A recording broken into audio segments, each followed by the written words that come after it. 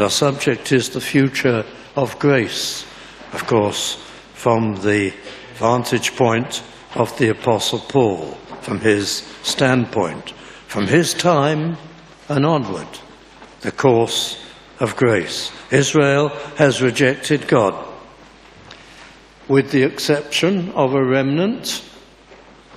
They are lost, but a remnant has been saved.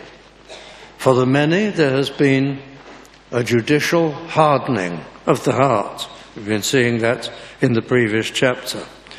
In the meantime, there has been the evangelism of the Gentile world. And this brings us to chapter 11 and the first verse. And I say then, hath God cast away his people?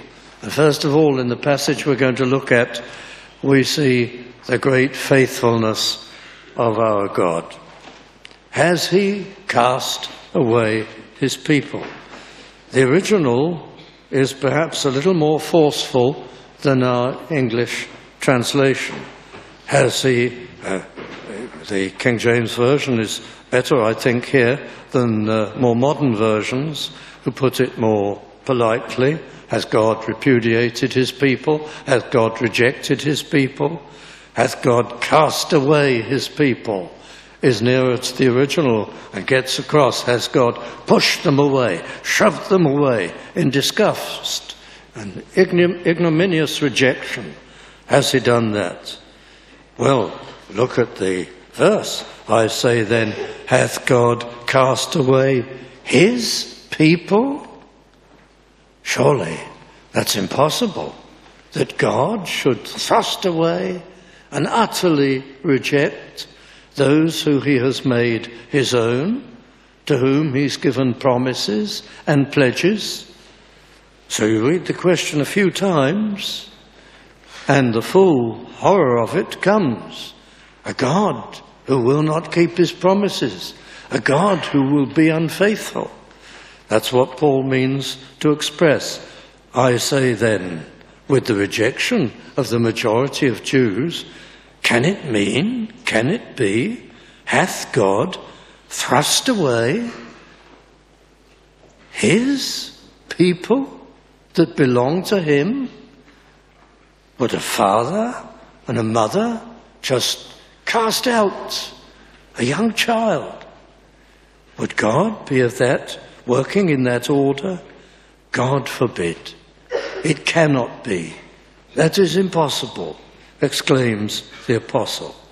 And then he immediately gives an example. I also am an Israelite. I'm an example of an Israelite not thrust away. And he elaborates of the seed of Abraham, of the tribe of Benjamin, of the very purest extraction, you might suggest. No, that is impossible. Verse 2, God hath not cast away his people which he foreknew. And we're going to have elaborated to us the faithfulness of God in saving not every single Israelite, not keeping hold of every single Israelite, but in saving and blessing a great number of them. A minority, probably, over all the centuries. Who knows? A remnant, our translations call it, in both the Old and the New Testament.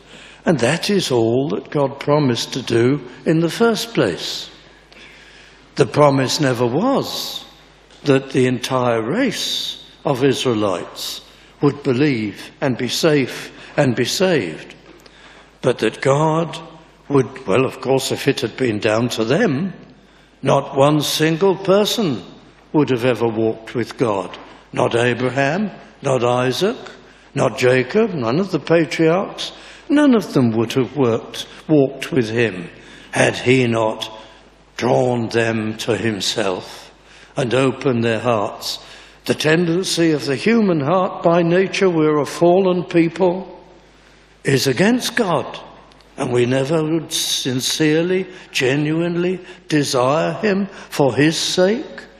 We will never repent of our sin but for his working in our lives.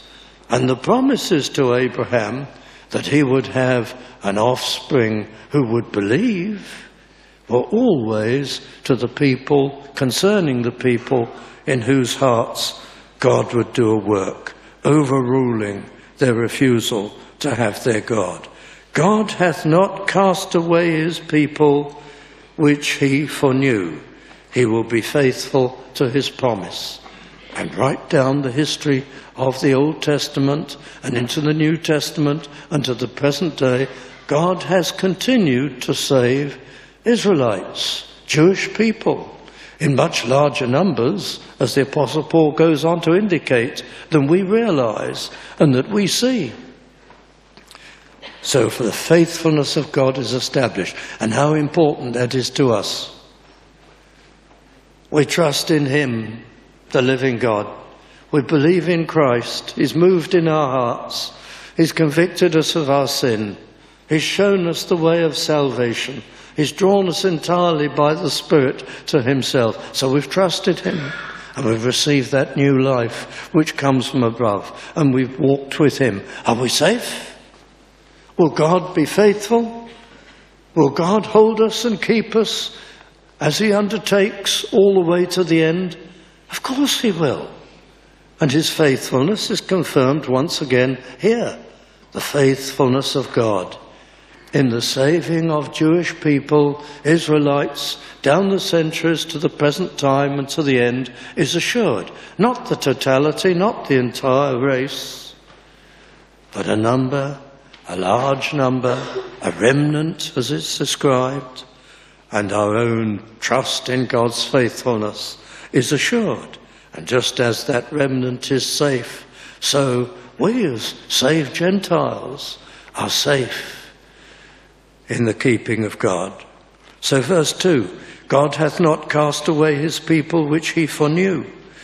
Wot ye not, don't you know, what the scripture saith of Elias, Elijah, how he maketh intercession to God against Israel, saying, you remember what happened to the prophet, very disconsolate, very cast down, under threat of the loss of life. His life would surely be taken. And I won't go into the history and into the background. So he is, in a sense, on the run. And he appeals to God, has my ministry been in vain? Everything that I've done, I've been given mighty things to do, he might have said. I have been enabled to work miracles even, tremendous demonstrations to the people of thy power, he would say to God, and thy goodness. And yet, here they are, they will not turn. There's been no reformation in the land, no turning to God, no appreciation of his mercy and his grace. And I now am on the run, and my life is at stake, and there's nobody left. That was the prophet's feeling. And he says in verse 3, there's a quotation from 1 Kings chapter 19, Lord, they have killed thy prophets and digged down thine altars, and I am left alone, the only one, and they seek my life. And the answer of God was, I have reserved to myself 7,000 men who have not bowed the knee to the image of Baal. Do you remember there was that experience as Elijah ran miles and miles and miles and many days to Horeb, the place of the covenant originally given to Moses. And he went there and he hid himself in a cave and in his misery. But God, in the meanwhile, gave that tremendous wind which broke the rocks and the earthquake and the fire. But these didn't alter, demonstrations of God's power didn't alter Elijah's feelings. And he reiterated his statement, all is lost and my life is at stake. And that's when he was told this, that there were 7,000 men and many women too, and youngsters in the population of Israel who had not bowed the knee to Baal. Tremendous. 7,000. Do you think that's an exact figure? Very likely it's a symbolic figure. 7 in the scripture, that perfect number, is invariably a symbolic figure. 7 with 1,000 added to it, to just convey that it's a very big, perfect, symbolic figure. All the elect of God. And there were many of them. And Elijah didn't realize it, and he didn't know it. In the context of this passage, you and I have no idea just how many Israelites have been saved and are saved. Merged, of course, now in the Church of the International Jewish Gentile Church of Jesus Christ, through every land and nation where there are Israelites. And the last day will demonstrate just how many were kept by the Lord and saved. I wonder if it could be said of us that we are among those people who have not bowed the knee to Baal. Are there friends here? And you know the Lord? You've come to him. You have a definite experience of conversion. But you do bow the knee to Baal. You do bow the knee to Baal, watching things that you shouldn't watch on the television. You bow the knee to Baal in various worldly activities and pursuits. I'm going to try to define worldliness on Wednesday. I hope it'll be a help. Can it be said of us, they are among the thousands, the millions that I have even now in this world who have not bowed the knee to Baal and compromised the faith of Jesus Christ? Are you a party goer? Do you love things which are thoroughly worldly? Do you have to hang on to your dose of worldly pleasure because you're not deep enough spiritually and proving the Lord and enjoying him and committed to him? Well, let me move on to this 5th verse. Even so then, at this present time also, there is a remnant according to the election of grace. The faithfulness of God, even among the Israelites, a remnant. It always was like that, right from the very beginning. And the apostle is going to prove it in just a moment. But let's read verse 6. If by grace, then it is no more of works. This prepares us for the 7th verse. Otherwise, grace is no more grace. Now, the Israelites were convinced that they were accepted by God because they kept the ceremonial law, or sought to, and particularly the Israelite clergy, meticulous in their keeping of the requirements of the law. And they thought by this means God would be pleased with them. And of course, they were Israelites. You put the fact that we are God's people already next to the fact that we obey him in the ceremonial ritual law, and they were confident and convinced that they were accepted by God. In other words, they were righteous enough. They had sufficient righteousness for the blessing, the everlasting blessing of God. That's what they were convinced of. And so in verse 7, what then? Israel hath not obtained that which he seeketh for. Well, how does the apostle know that? That Israel, by this meticulous law-keeping and ceremonial, and despite their confidence, has failed to know acceptance by God and to relate to him and have his power. Well, of course, the apostle Paul knew. It was obvious. It was obvious from the words of Christ, who preached to the Jewish people, except your righteousness exceed the righteousness of the scribes and the Pharisees, ye shall in no wise, in no case, enter into the kingdom of heaven. What? Our clergy, the scribes and the Pharisees, not entered into the kingdom of heaven? That was the teaching of the Lord, consistently. Woe unto you, scribes, and so on. So he knew it from the teaching of the Lord. He knew it from the failure of the Jewish nation and their occupation by the Roman forces. They were not walking with God, and his blessing was no longer upon them. They knew it. Paul knew it. because there had been no prophet, no miracle worker sent by God among the Jewish people for 400 or so years. Another indication of their failure to please him and have acceptance with him. And their own character, and the character of the clergy, and the things they did. And of course, they persecuted Paul and sought to murder him, as they did to the Lord. So it was obvious that they were not reconciled with God. And he could say then, what then? Israel hath not obtained that which he seeketh for. And that's actually quite a strong word, seeketh for. They were zealous. Paul has told us that in the previous chapter at the very beginning, that they have a zeal and a passion for acceptance with God, but they're going entirely the wrong way about it. They're self-confident.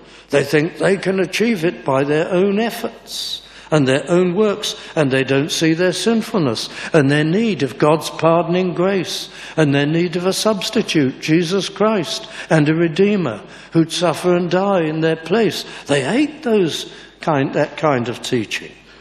So they're self-confident and self-reliant, and so they are not experiencing acceptance by God. But the election hath obtained it. The people who are brought to appreciate God's mercy and grace and Christ suffering and dying on Calvary, or who trusted in that even before he came. But the election hath obtained it. At the end of verse 7, and this really introduces us to an additional thought, and the rest were blinded. Most modern translations, I notice, say hardened. Hardened is more literal. The Greek has, made like stone. So you'd think that hardened was a better translation than our King James Version, which says blinded. The King James translators obviously were applying the stone-like hardening to the eyes. And so they went for blinded. But they did this, I think, because of the context. Verse 8, God hath given them the spirit of slumber, eyes that they should not see. And verse 10, let their eyes be darkened that they may not see. They're quotations, of course, from the Old Testament. But to draw the translation into that context, the King James in verse 7 says the rest were blinded, whereas others would translate it hardened. There's no difference as far as we're concerned. There's a great difference, I realise that, but it amounts to the same thing. Judicially hardened by God, so that they just could not see the way of salvation. Of course, they started it. They hardened their hearts. They resisted him. They rejected him. They would not call upon him. They were not thankful to him. They were proud. If we're going to have the favour of God, we're good enough. And they would not listen to their prophets and their teachers. So God, in his term, as a judgment, fixed them in that state. I've seen people fixed in that state. Haven't you? I've known young people brought up in Christian homes, and the years have gone by and they've been keen through the Sunday schools and maybe the Bible classes, and as youngsters do, with good minds, absorbent minds, they seem to have theoretically understood everything. It turned out that they rebelled and they were not saved, but they understood it all. They understood the theory, they knew the teaching, they knew their Bibles, and then you talk to them when, say, they've turned 30, or 35, or 40, and they don't seem to understand anything. And you say, weren't you the young man, the young woman, that went to Sunday school for years, and to Bible class, and answered the questions, and showed promise, and clearly knew the theory, if not the experience? But they hardened their hearts. And they were proud, and they rebelled, and they scoffed, and they scorned. And God took away from them even what they had. There's such a thing as hardening. And it's a judicial act. And what you've got now, if you understand the way of salvation, but you hold away from it, what you've got now, you may not have in 10 years' time, or 20 years' time. You could lose, so to speak, your opportunity. You could be hardened. You cannot insult God forever. You cannot insult him and spurn him and turn him away. Now, happily, it isn't always the end of the matter, because even here we see an amazing instance of the mercy and the kindness, the great kindness of God. What then? Israel hath not obtained that which he seeketh for, very strenuously, but in his own way and proudly. But the election, the people who God has determined to save, in spite of themselves, hath obtained it. And the rest were judicially blinded or hardened so they couldn't see the point and their own need and what Christ had done anymore. And then quotations to support this and to demonstrate this. Verse 8, according as it is written, God hath given them the spirit of slumber, apathy, indifference, inability to care, eyes that they should not see, ears that they should not hear, unto this day. Stupor, insensitivity, no comprehension, unwillingness to listen or to turn. It's all quoted from, at least the end of the verse 8 is quoted from Isaiah. But the main quotation is from Psalm 69, and then from verse 9. David said, let their table be made a snare and a trap and a stumbling block and a recompense unto them. Let their eyes be darkened that they may not see, and bow down their back alway. That's not David saying that. It is, of course. But David in Psalm 69 is under the most bitter persecution and suffering hatred from people who should love God. And it's a messianic psalm. And David's experience is a kind of prophecy of what will happen to Christ. And so David, as a prophet, is speaking God's words, that God will call them to account, all the people who are so against him. And there will be judicial blinding and hardening. So verse 11, I say then, have they stumbled? Here's the wonderful part. Have they stumbled that they should fall? Person may stumble and fall over. One knee on the ground. They can get up. They're not flat on the ground. One knee, perhaps, and a hand on the ground. And they can struggle up. What's happened to Israel? They've been rejected. Does that mean the entire nation, it's the entire nation that is in view, has fallen entirely? No. The remnant is going to be saved. God forbid. But it's going to be saved in a remarkable way. God forbid, but rather through their fall salvation is come unto the Gentiles, for to provoke them to jealousy. God is going to show mercy on a remnant of Jews, even though the nation has rejected him, even though there's been blindness given to them, even though their hearts have been hardened. It won't be the end. God is going to overrule in many, many cases, despite all this, the goodness of God. So with many of us, isn't it? So many of us went to great lengths at one time in our lives to reject him and spurn him. And maybe we heard the gospel and people appealed to us and we wouldn't have it. And we were entrenched in our rebellion and our pride and our foolishness and our dreams and our opposition to God. And yes, maybe we were among those who were hardened. But it wasn't the end of the story, because so great was the mercy of God that we were melted even after that and drawn to him. And that's what God will do to keep his promise to Abraham and his promise about the Israelites. He will save a remnant of them in spite even of hardening.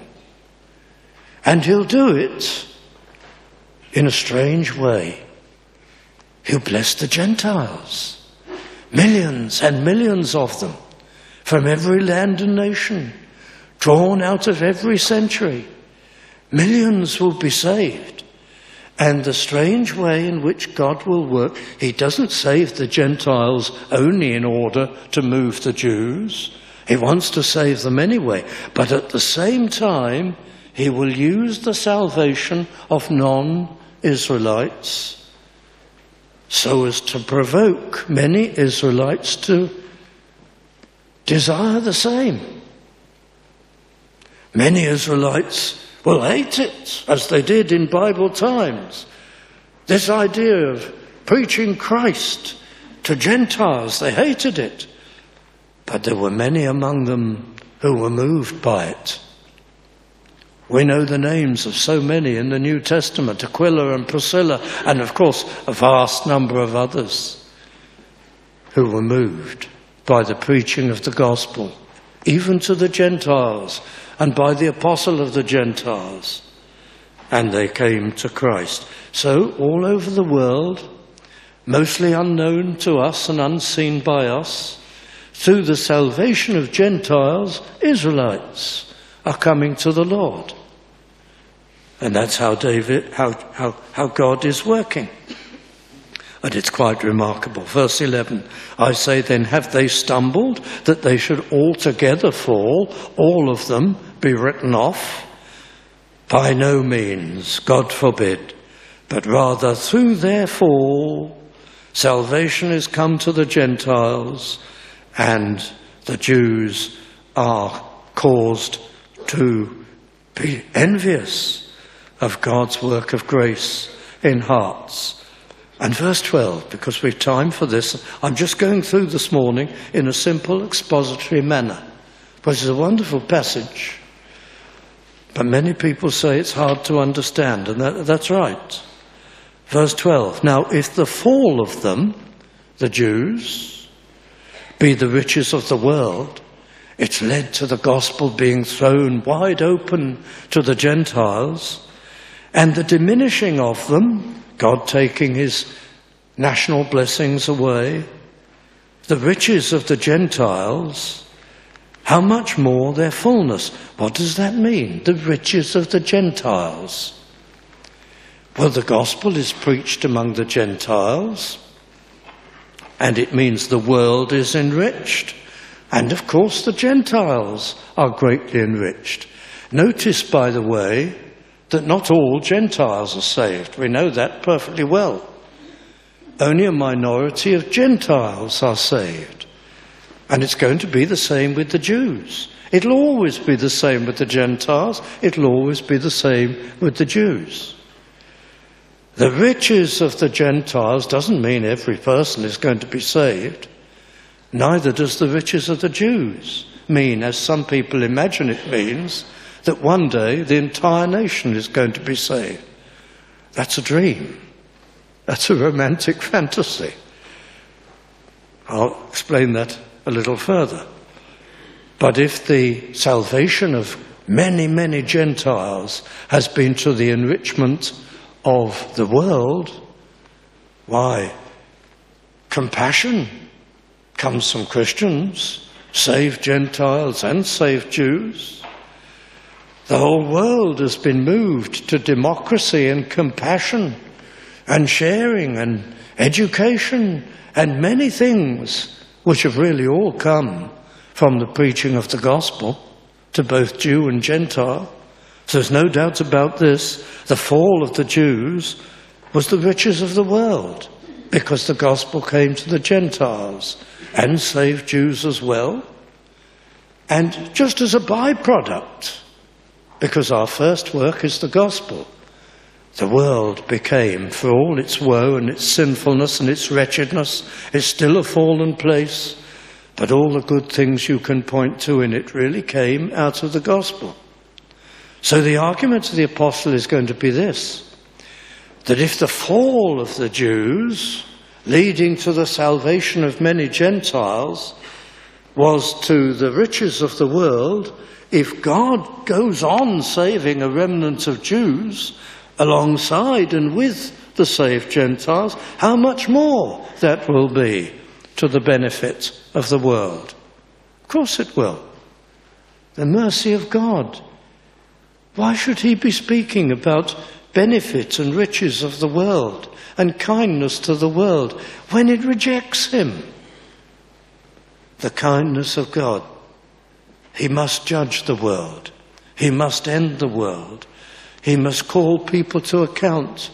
And yet at the same time, he shows kindness and compassion all the way. And so should we, by the way, in our lives.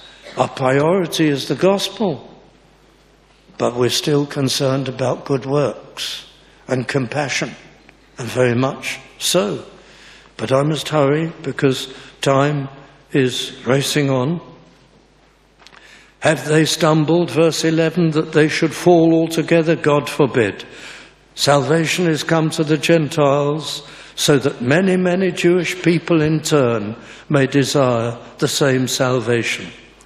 Now if the fall of them be the riches of the world, verse 12, and the diminishing of them the riches of the Gentiles, how much more their fullness?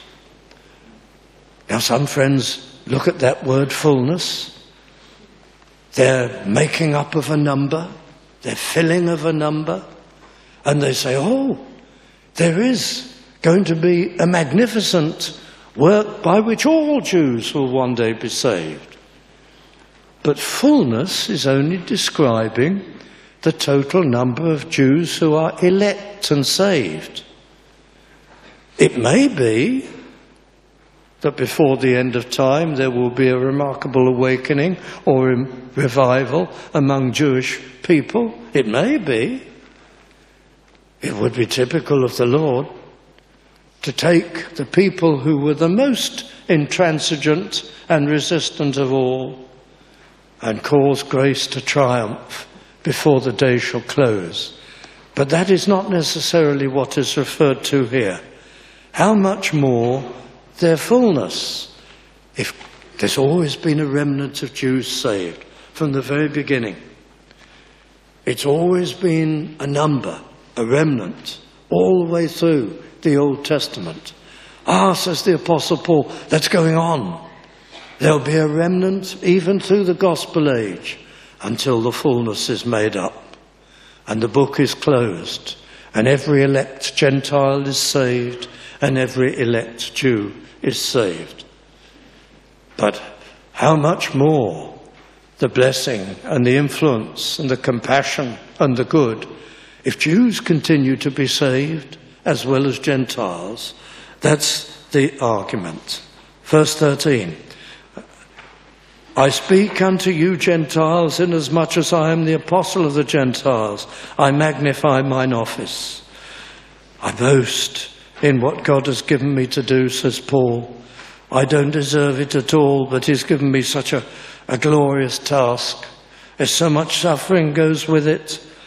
But for me, once an enemy of Christ's people, to be given this tremendous task of being the first major evangelist, the apostle to the Gentiles. Verse 14, this is the way he looks at it. If by any means I may provoke to emulation them which are my flesh, and might save some of them. It's an important verse. The Apostle Paul says, I long, well, he's told us twice, at the beginning of this chapter, the beginning of the previous chapter, and earlier on, how he longs for the salvation of Israelites.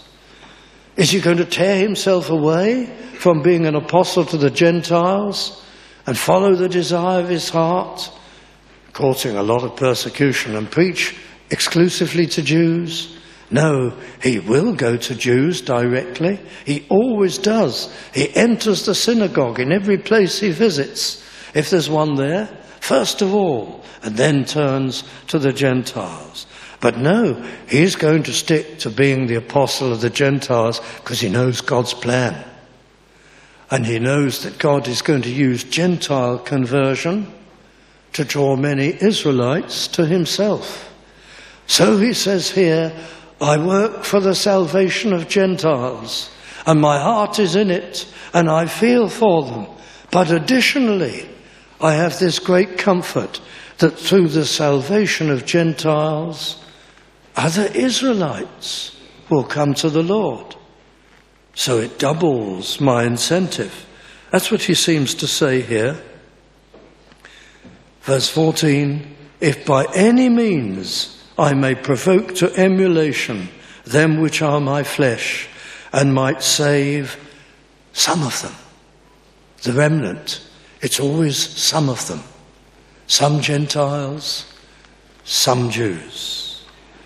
For if the casting away of them be the reconciling of the world, what shall the receiving of them be but life from the dead? It's not referring to the end. It's referring to the way in which God will work throughout the gospel age. If Jews continue to be converted as well as Gentiles, how much more, how wonderful that will be. And look at this, verse 15, I'm going to have to draw to conclusion.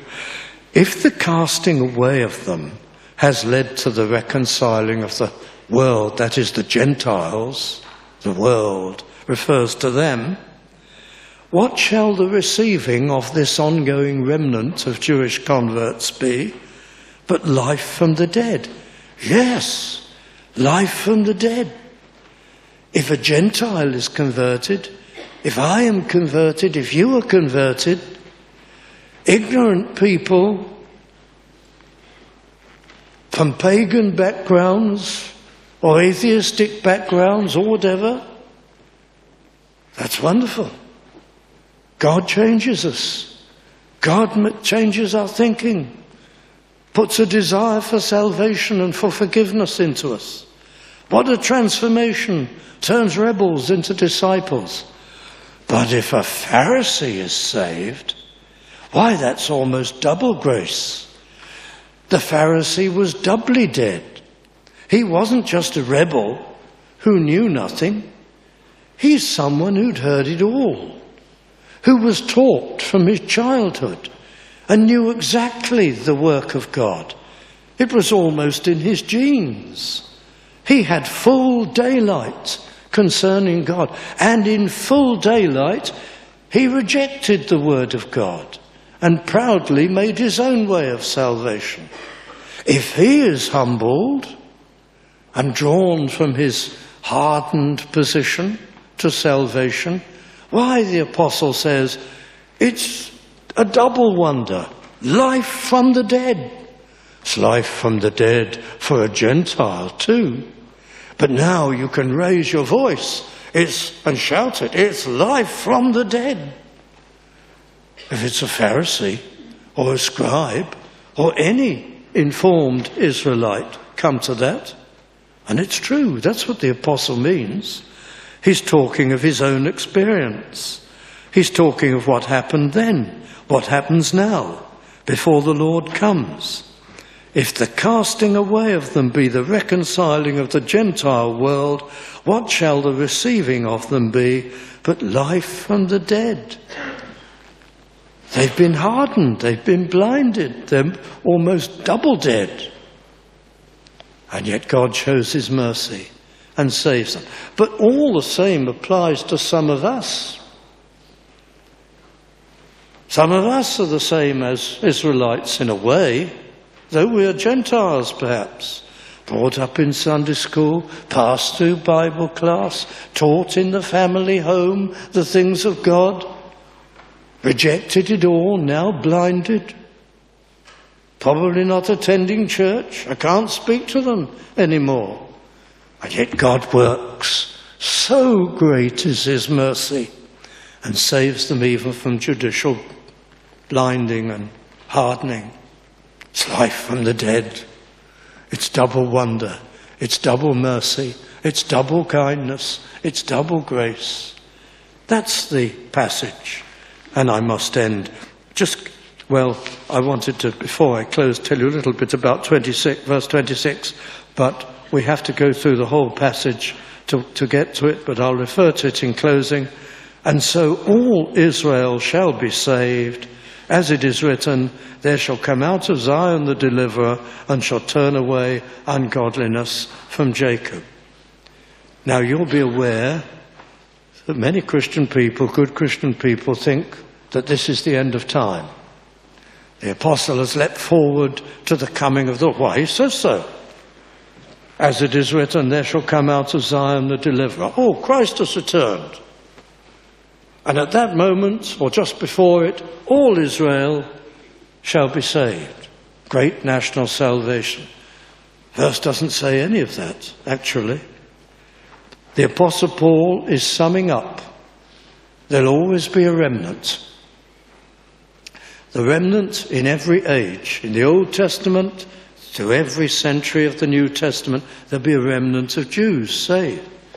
So when the end comes, and the fullness of the Gentiles has come in, every elect Gentile who will be saved has been saved. That's the end of time. By the time that happens, all Israel will be saved. Not the whole nation, all the elect.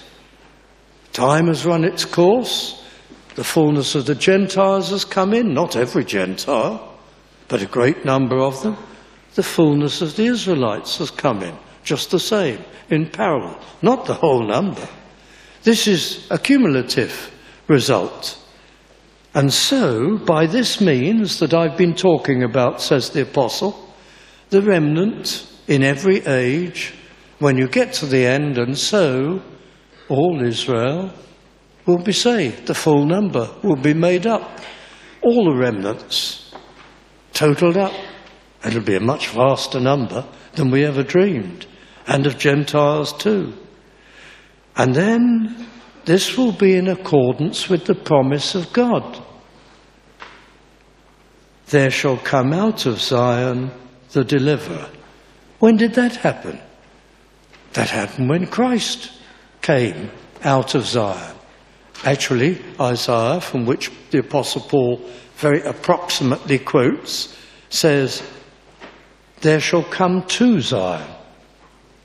Or there shall come from Zion, from out of the church of Old Testament times, or to Zion, as Isaiah puts it, or for Zion, as some translates it. It's the coming of Christ. There shall come out of, or into, or for Zion the deliverer, and shall turn away ungodliness from Jacob. In accordance with prophecy, when every remnant of Israel, all that have been gathered out, even through the gospel age, is finally made up, you'll see God has been faithful and has kept his promise. And he's always been saving Israelites as well as Gentiles. Gentiles are much more numerous, obviously. And it will be in accordance with the prophecy of Isaiah that Christ, who comes to Zion or out of Zion, will suffer and die and deliver, and shall turn away ungodliness from Jacob. He will never abandon a remnant of Israelites. That's the meaning of the verse. It's not about, and then at the very end, the whole nation will suddenly be brought in. It may be a revival for reasons I've stated. But there's no word about the whole nation. But anyway, in this passage, and I've gone over time, we've seen the faithfulness of God. He never breaks his promises. His promise never was the whole nation. It was only ever the elect, right from the beginning, in real terms. We've seen the mercy of God. Even among the hardened, mercy is still shown. Astonishing kindness. We've seen the goodness of God. I hope that little exposition helps, dear friends.